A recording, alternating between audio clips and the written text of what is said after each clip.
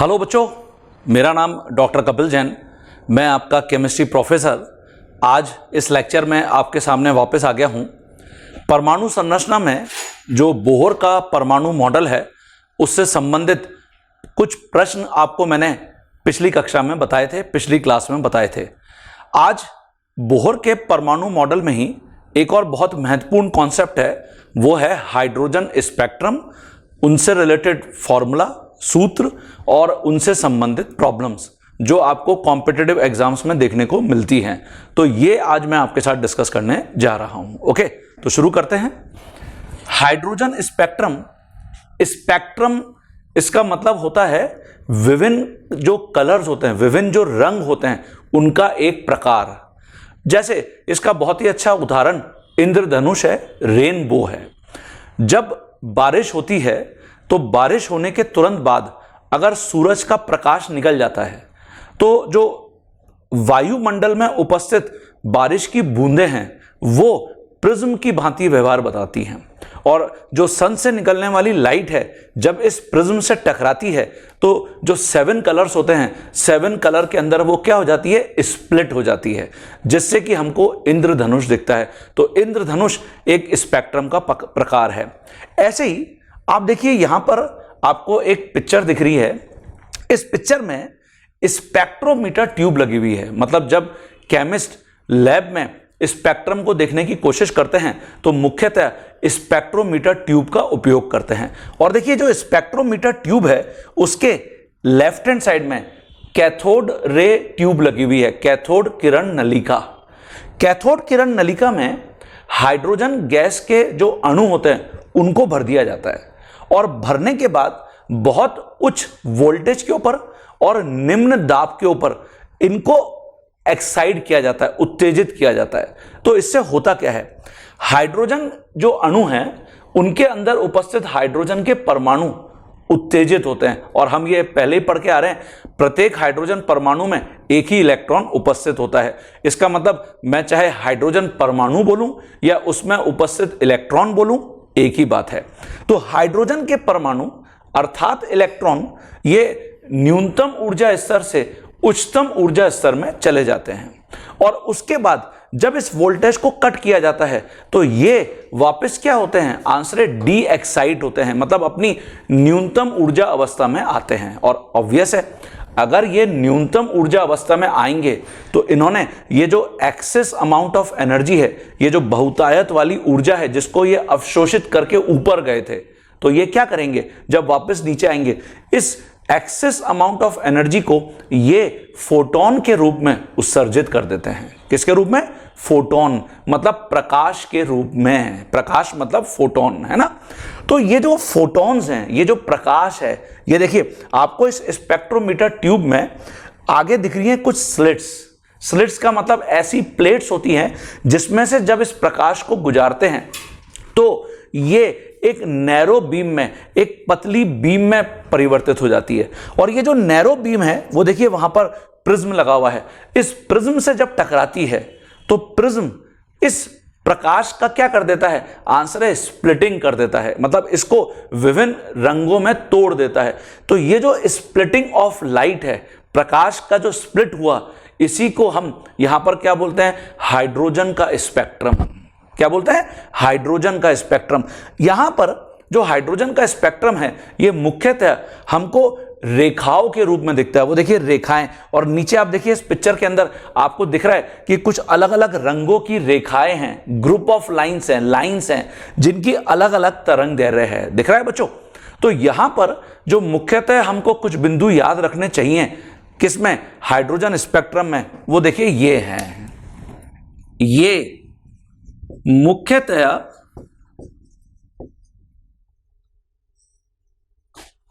Emission spectrum,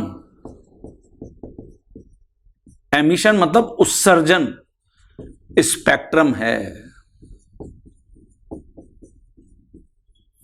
क्यों है emission spectrum? अभी हमने समझा कि हाइड्रोजन के जो परमाणु हाइड्रोजन अणु में उपस्थित थे, पहले वो उच्च ऊर्जा अवस्था में गए, एक्सेस अमाउंट ऑफ एनर्जी को अवशोषित करके, और फिर जब वो डी एक्साइट हुए तो इन्होंने इस एक्सेस अमाउंट ऑफ एनर्जी को क्या कर दिया, फोटोन के रूप में उत्सर्जित कर दिया। और ये जो प्रकाश है, ये जो फोटोन है, हमने इसको प्रिज्म से टकराया, तब जाके हमको विभिन्न रंगों का यहां पे स्पेक्ट्रम मिला। इसलिए इस स्पेक्ट्रम का नाम पड़ गया उत्सर्जन स्पेक्ट्रम, एमिशन स्पेक्ट्रम। और क्योंकि यहां पे रेखाओं के रूप में यह स्पेक्ट्रम प्राप्त हो रहा है, तो इसको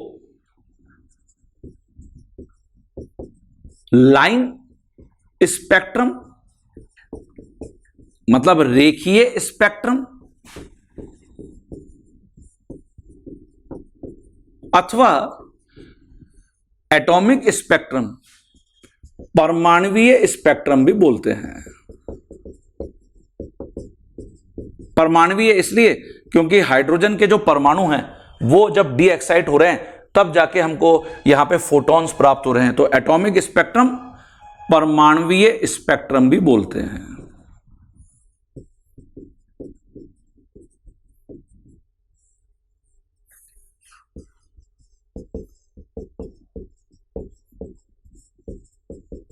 ये देखिए बच्चों, ठीक है, तो ये आपको पॉइंट क्लियर होना चाहिए। अब देखिए यहां जो विभिन्न प्रकार की सीरीज हैं हाइड्रोजन स्पेक्ट्रम में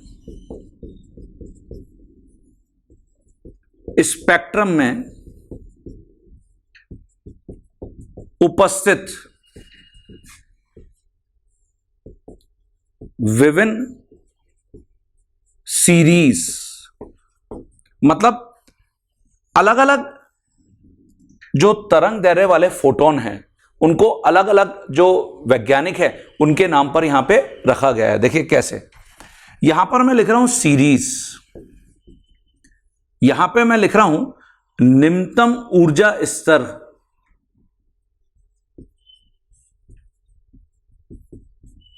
निम्नतम ऊर्जा स्तर को हम N1 से बता देते हैं बच्चों, और उच्चतम ऊर्जा स्तर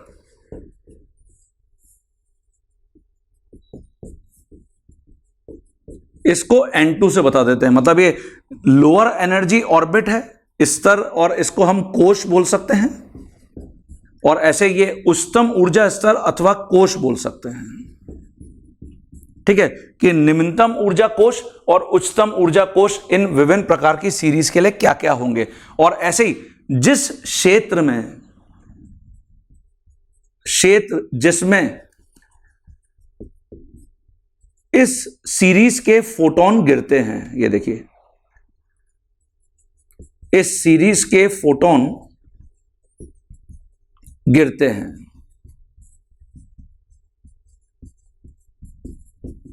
जैसे यहां पर सबसे पहले मैं लिख रहा हूं लाइमन, ये तो मैं इंग्लिश में लिखूंगा, सभी वैज्ञानिकों के नाम है लाइमन सीरीज।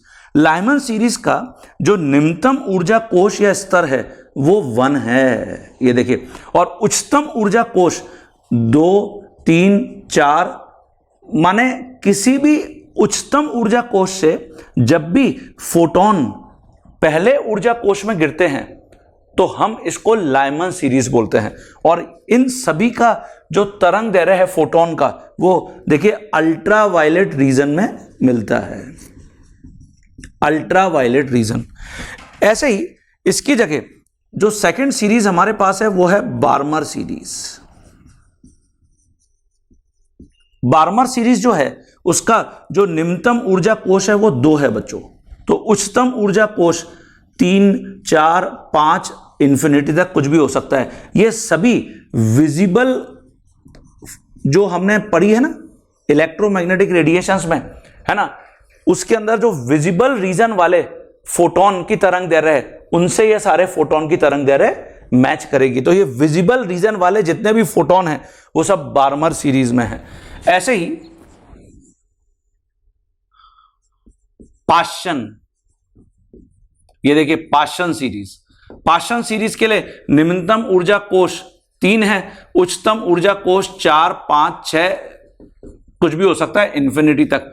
और ये इंफ्रारेड है, ये इंफ्रारेड क्षेत्र है, सारे फोटोन की जो तरंग दैर्ध्य है वो इंफ्रारेड वाले फोटोन की तरंग दैर्ध्य से मैच करती है, IR भी बोलते हैं इसको, इंफ्रारेड। ऐसे ही लाइमन, बार्मर, पाशन, उसके बाद है देखिए ब्रैकेट। Brackett series.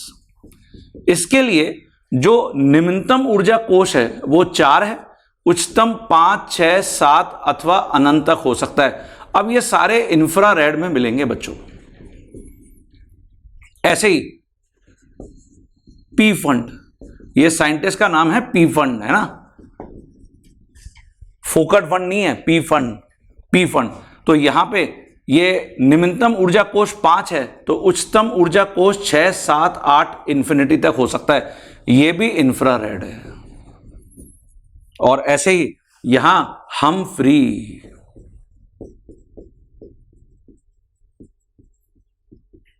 तो हमफ्री सीरीज जो है उसमें निम्नतम ऊर्जा कोश 6 है, इसका मतलब उच्चतम ऊर्जा कोश इनमें से कोई भी हो सकता है। ये सब इंफ्रारेड में गिरते हैं फोटोन।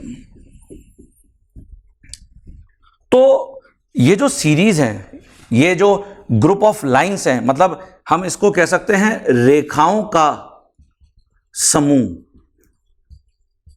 जो हमको एक सीरीज के रूप में लाइमन सीरीज में, ऐसे ही सभी सीरीज में देखने को मिलेगा।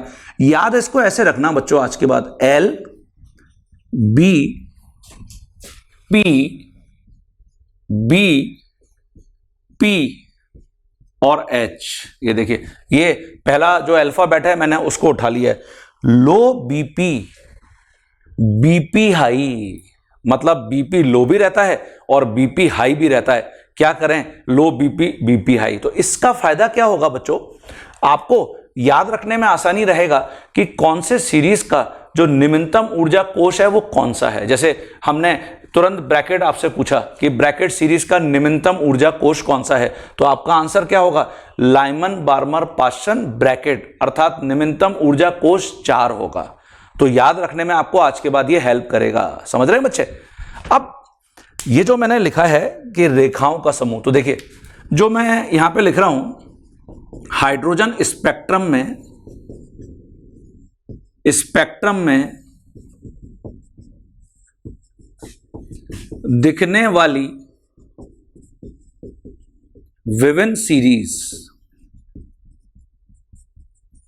ये कुछ ऐसे देखिए डी एक्साइटेशन है ना, मतलब जो हाइड्रोजन परमाणु वापस रिटर्न हो रहे हैं वो कुछ स्पेक्ट्रम में ऐसे दिखते होंगे। देखिए ये मान लेते हैं कि विभिन्न ऊर्जा कोश हैं। ये देखिए, ये n = 1 मान लेते हैं, ये n = 2, ये n = 3, ये n = 4 और इसको मान लेते हैं n = इंफिनिटी, अर्थात ये अनंत या अंतिम कोश है, इसके बाहर और कुछ नहीं है। ठीक है बच्चों।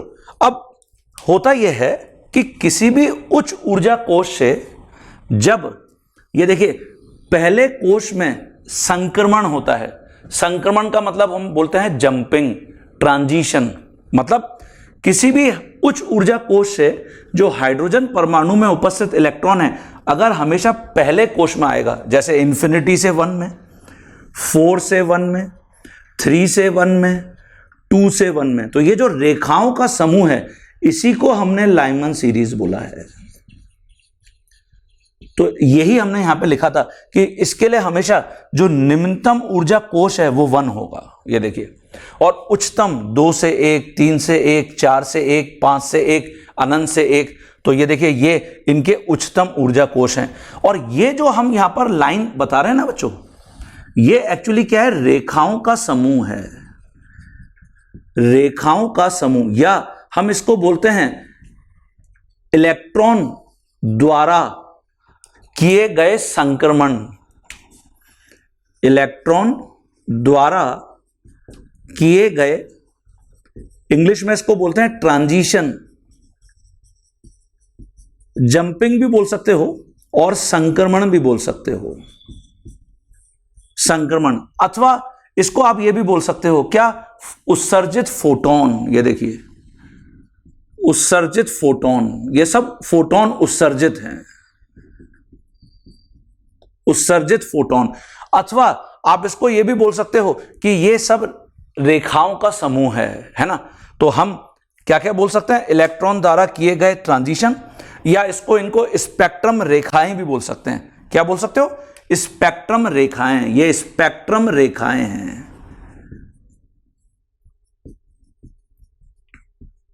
ये देखिए, अब अगर आज ऐसे ही आप बार्मर सीरीज की बात करोगे तो किसी भी उच्चतम ऊर्जा कोश से, ये देखिए, हमेशा द्वितीय कोश में संक्रमण होगा। ये देखिए n=2 में, यही हमने लिखा था बार्मर सीरीज। निम्नतम ऊर्जा कोश 2 है, उच्चतम ऊर्जा कोश कुछ भी हो सकता है, तो इसको बोल रहे हैं बार्मर सीरीज।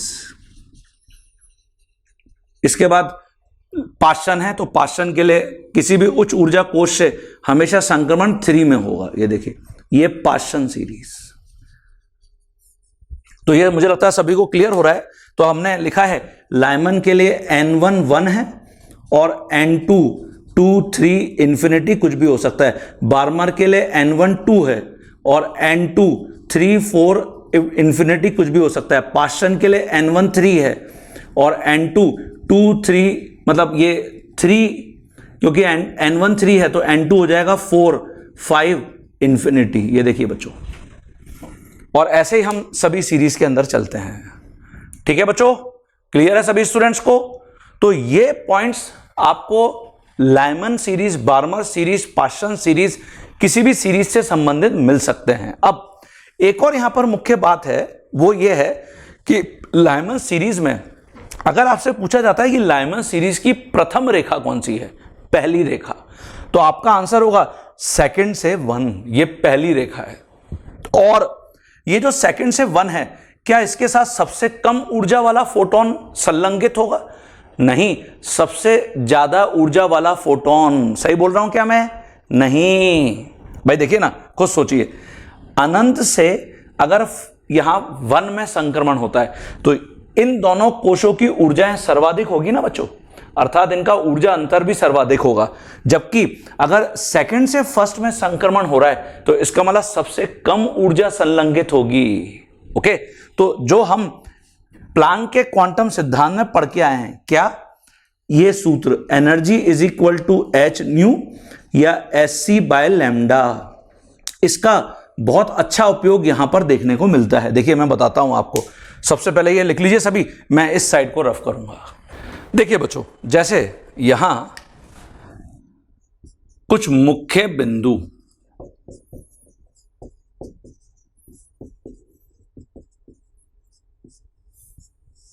जो मुख्य बिंदु हैं उसके अंदर, जैसे हम सबसे पहले लाइमन सीरीज को ही लेते हैं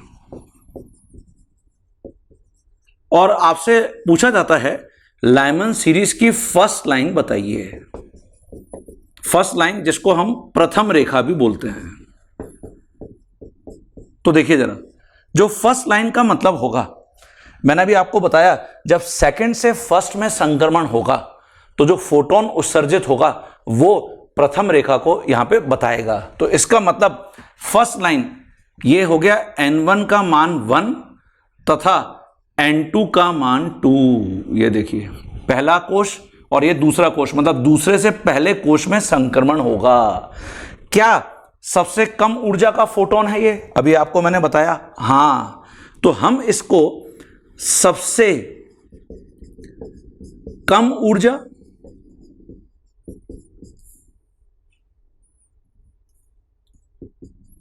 अच्छा, अगर ऊर्जा कम है तो देखिए, हम पढ़ के आ रहे हैं प्लांक के क्वांटम सिद्धांत में, ऊर्जा आवृत्ति के अनुक्रमानुपाती होती है और तरंग दैर्घ्य के व्युत्क्रमानुपाती होती है। तो देखिए, सबसे कम ऊर्जा अगर संलग्नित है तो हम इसको क्या लिख सकते हैं? सबसे कम आवृत्ति संलग्नित है, सबसे कम आवृत्ति,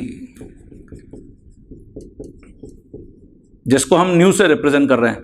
अथवा अगर ऊर्जा या आवृत्ति कम है तो तरंग दैर्घ्य क्या होगी? अधिकतम, अथवा अधिकतम तरंग दैर्घ्य, तरंग दैर्घ्य मतलब वेवलेंथ वाला संक्रमण होगा ये देखिए। तो कुछ भी पूछा जा सकता है, इतने सारे नाम हैं फर्स्ट लाइन के, प्रथम रेखा के। सबसे कम ऊर्जा वाला संक्रमण, सबसे कम आवृत्ति वाला संक्रमण, अधिकतम तरंग दैर्घ्य वाला संक्रमण। ठीक है बच्चों, सभी के केस में n1 1 और n2 2 होगा। अब ऐसे ही आप सेकेंड लाइन लिख सकते हैं। सेकेंड लाइन मतलब द्वितीय रेखा, तो क्या होगी अब लाइमन सीरीज में द्वितीय रेखा? आंसर है 3 से 1, ये सेकेंड लाइन होगी। तो इसका मतलब यहां n1 तो फिक्स हो गया 1 है, n2 का मान 3 होगा। ऐसे ही आप लिख सकते हैं थर्ड लाइन, ये तृतीय रेखा। तो सभी सीरीज में ये बहुत महत्वपूर्ण है बच्चों। n1 का मान यहां पे फिक्स है 1, तो n2 का मान यहां पे क्या होगा? 4 होगा। बिल्कुल सही।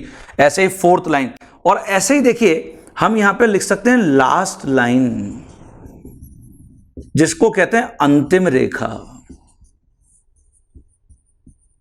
ये देखिए अंतिम रेखा, अंतिम रेखा या इसको लिमिट लाइन भी बोलते हैं। लिमिट मतलब इसके बाहर अब और कोई लाइन नहीं है। ओके, लास्ट लाइन, अंतिम रेखा कौन सी होगी? हाँ बिल्कुल सही आपने सोचा, इंफिनिटी से 1 लाइमन सीरीज की। अर्थात यहां पर इसको मैं बोल सकता हूं उच्चतम ऊर्जा, उच्चतम आवृत्ति और इसलिए तरंग दैर्घ्य क्या होगी? न्यूनतम होगी। ये देखिए, अथवा न्यूनतम तरंग दैर्घ्य वाला संक्रमण।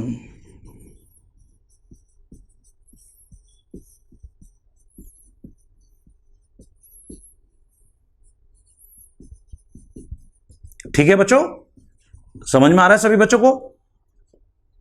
तो यहां पे जो n1 का मान होगा वो क्या होगा बच्चों?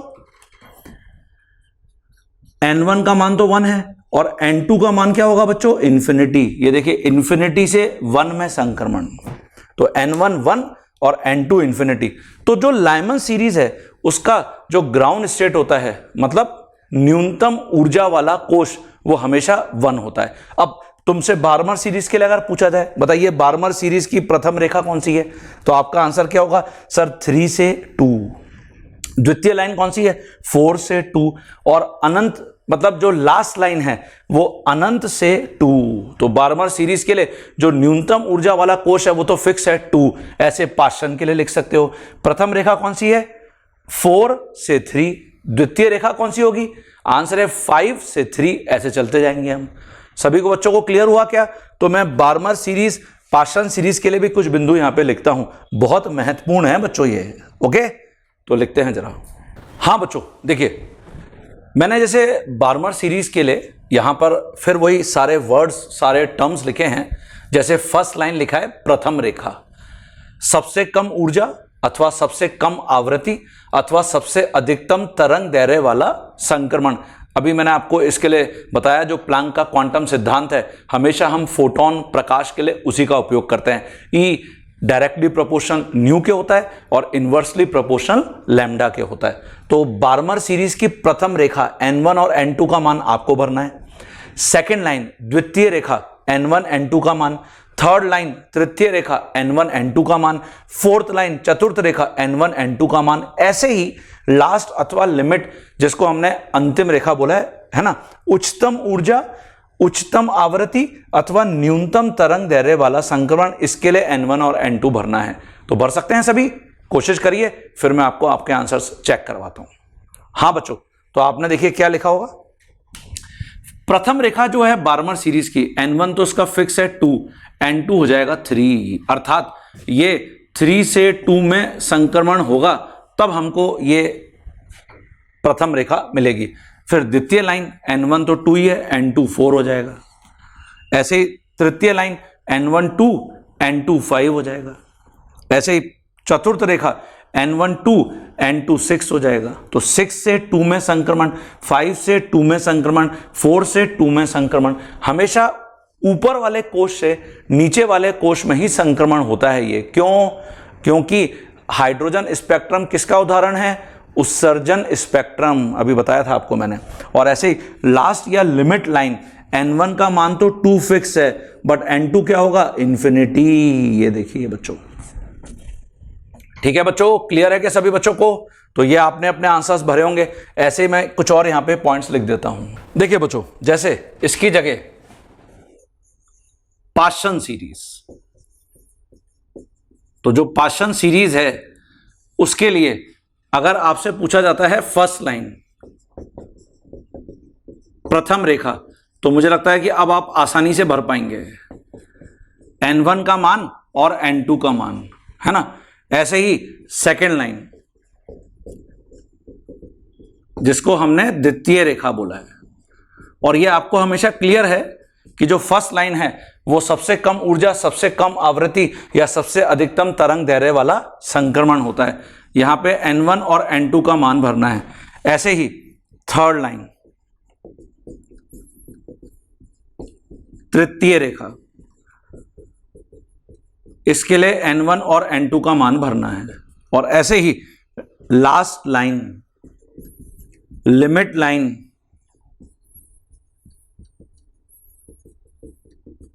जिसको हमने सबसे उच्चतम ऊर्जा वाला या उच्चतम आवृत्ति वाला या न्यूनतम तरंग दैर्घ्य वाला संक्रमण बोला है, तो इसके लिए तुमको n1 और n2 का मान भरना है। तो भर सकते हैं, वीडियो पॉज करिए और भरिए जरा सभी।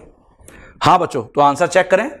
पाशन सीरीज, इसका n1 हमेशा फिक्स है 3, लो BP, और प्रथम रेखा तो अर्थात n2 का मान 4 होगा। इट मीन्स ये 4 से 3 में संक्रमण होगा। सेकेंड लाइन, n1 तो 3 है तो n2 5 होगा, तो 5 से 3 में संक्रमण होगा ये। ऐसे ही थर्ड लाइन, तो n1 3, n2 6 होगा, यस, तो 6 से 3 में संक्रमण होगा।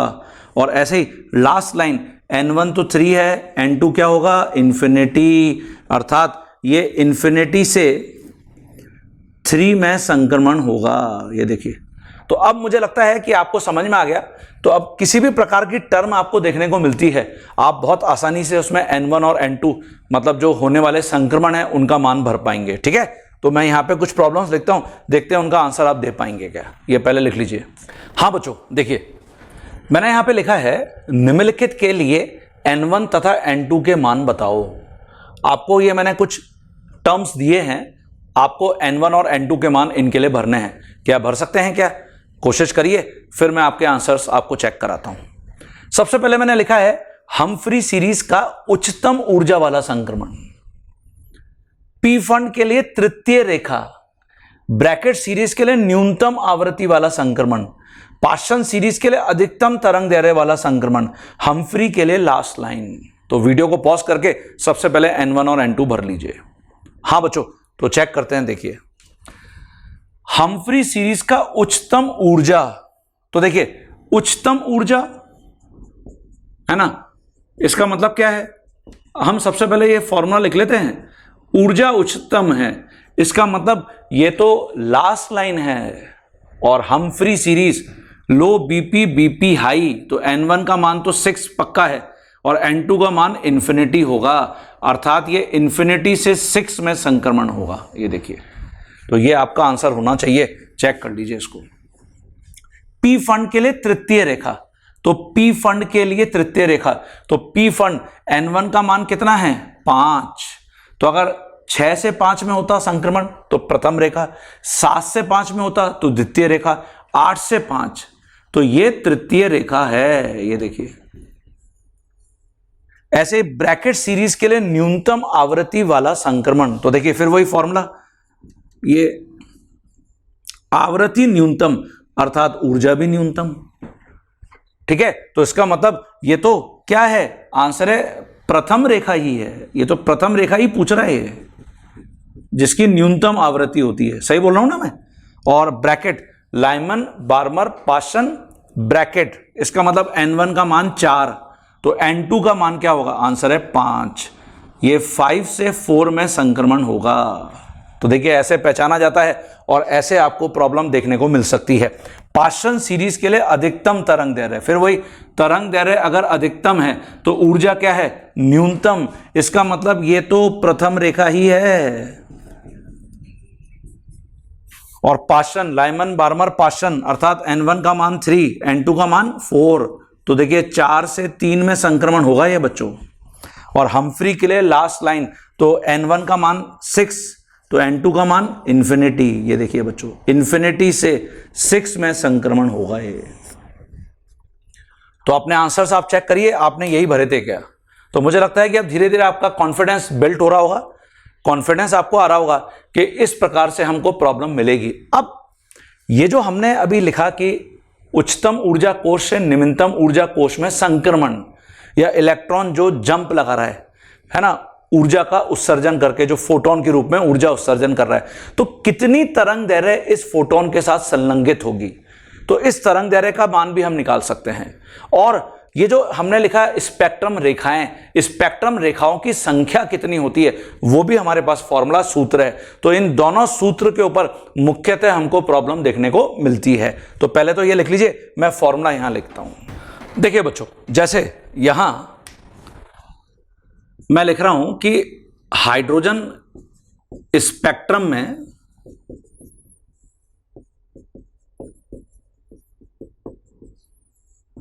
जब हाइड्रोजन परमाणु का इलेक्ट्रॉन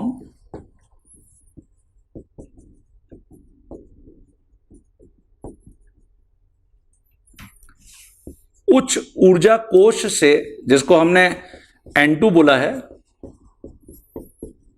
से निम्न ऊर्जा कोश, जिसको हमने N1 बोला है, में संक्रमण करता है, तो मैं संक्रमण के दौरान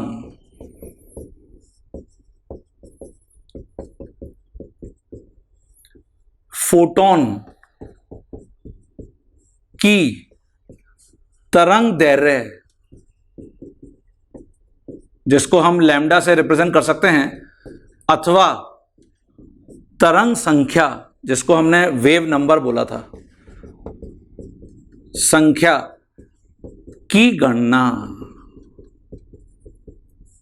ये देखिए बच्चों, तो इस स्थिति में क्या करोगे, ये सूत्र का उपयोग करोगे, इसको कहते हैं रिट्ज फॉर्मूला।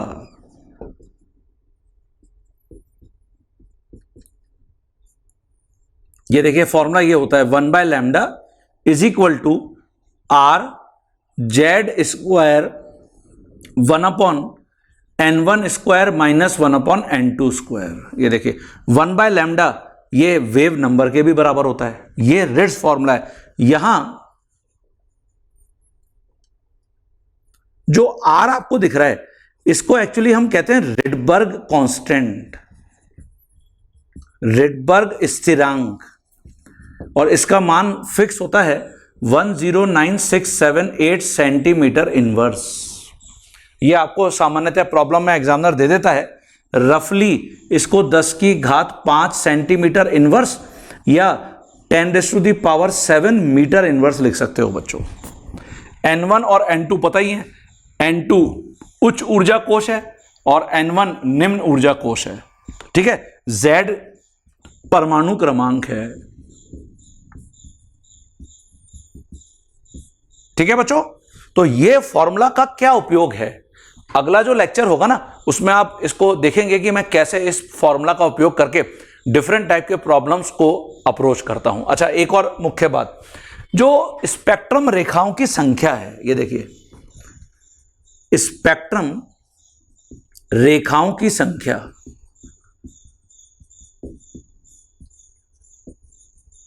ये हम किस सूत्र से कैलकुलेट करते हैं, इसके लिए मेरे पास ये फॉर्मूला है N2 minus N1, N2 minus N1 plus 1 और डिवाइड बाय 2। ये देखिए, तो जब भी मुझे स्पेक्ट्रम रेखाओं की संख्या कैलकुलेट करनी है, मैं हमेशा इस फॉर्मूला का उपयोग करूंगा। और फिर वही N2 आपको पता ही है, ये उच्च ऊर्जा कोश है, और N1 आपको पता ही है, ये निम्न ऊर्जा कोश है।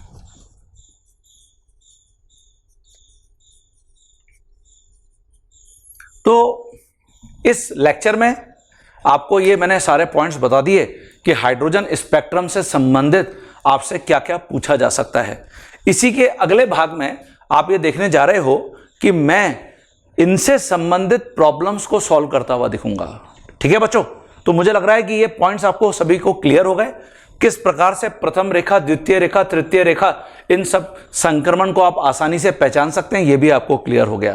तो आगे बढ़ते हैं, अगले लेक्चर में मिलते हैं, तो इसको नोट कर लीजिए सभी।